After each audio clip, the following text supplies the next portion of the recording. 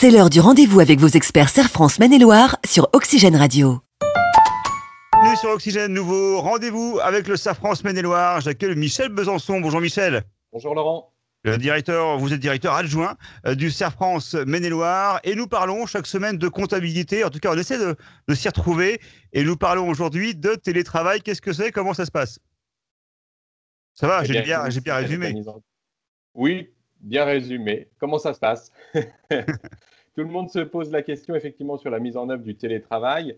C'est un sujet complexe puisque le maintien d'activité est recommandé et que le télétravail est aussi recommandé. Donc les deux s'opposent parfois. En revanche, les choses ont été précisées à l'oral par le gouvernement, à savoir qu'il est la règle de base, c'est-à-dire que les personnes qui ont été en télétravail, notamment au mois de mars-avril, doivent l'être pour l'essentiel en ce moment.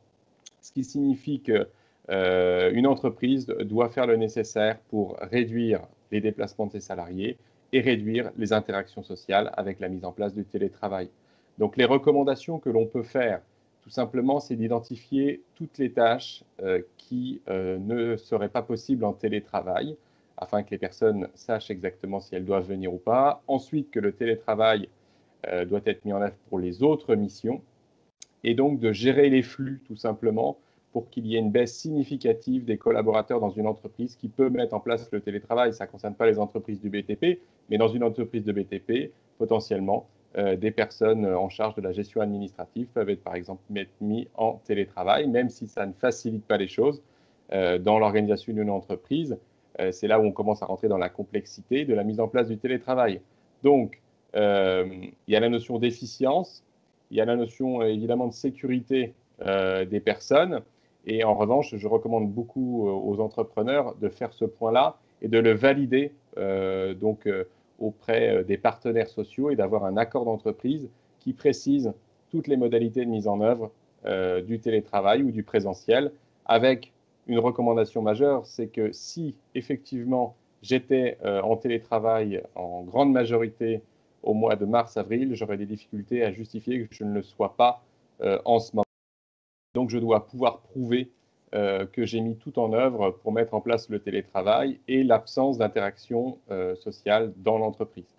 Et puis après, une fois que les personnes qui sont en présentiel dans l'entreprise, je dois mettre tout en œuvre en tant qu'employeur, évidemment, les masques, le gel, c'est une évidence.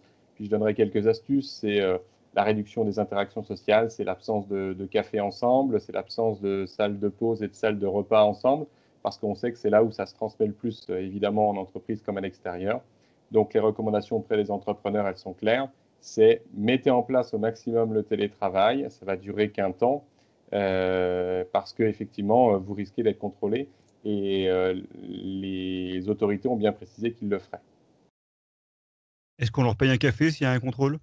Bon, allez, on parle de la suite et de formation professionnelle parce que c'est aussi l'occasion quand même peut-être de saisir justement une formation et de nouvelles perspectives d'activité ou autre.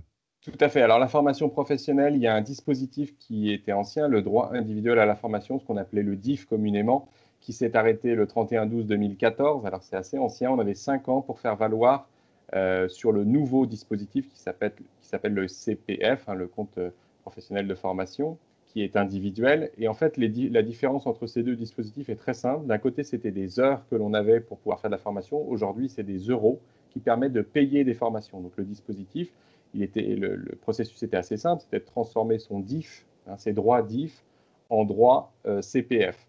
On a eu 5 ans, tous autant que nous sommes en tant que salariés, pour pouvoir transformer ce DIF sur notre compte CPF. Et il se trouve, je crois qu'il n'y a que 25% des salariés qui ont fait cette transformation. Pour vous donner un ordre d'idée, un salarié qui avait accumulé un nombre maximum, puisqu'on avait le droit jusqu'à 120 heures maximum de droits DIF, eh bien, ça représente à peu près 1 800 € de droits aujourd'hui sur son compte CPF. Ce qu'il est nécessaire de faire, c'était qu'il y avait un dispositif qui était à mettre en œuvre au 31/12/2020. C'est-à-dire qu'on avait la date butoir, était le 31/12/2020. Et donc, il serait dommage de louper cette opportunité-là parce que vous pouvez financer des formations en tant que salarié pour apprendre un certain nombre de choses.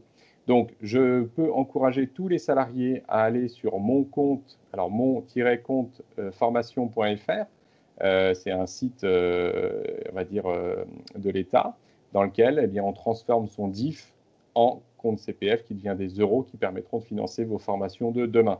Donc ça me paraît intéressant pour tous les salariés, ça me paraît intéressant pour tous les employeurs d'encourager leurs salariés à le faire parce que quand ils financent des formations, eh bien, il y a des formations qui sont éligibles au CPF et qui peuvent donc, du fait qu'ils cotisent en tant qu'employeurs, eh bien, faire bénéficier leurs salariés de ces formations.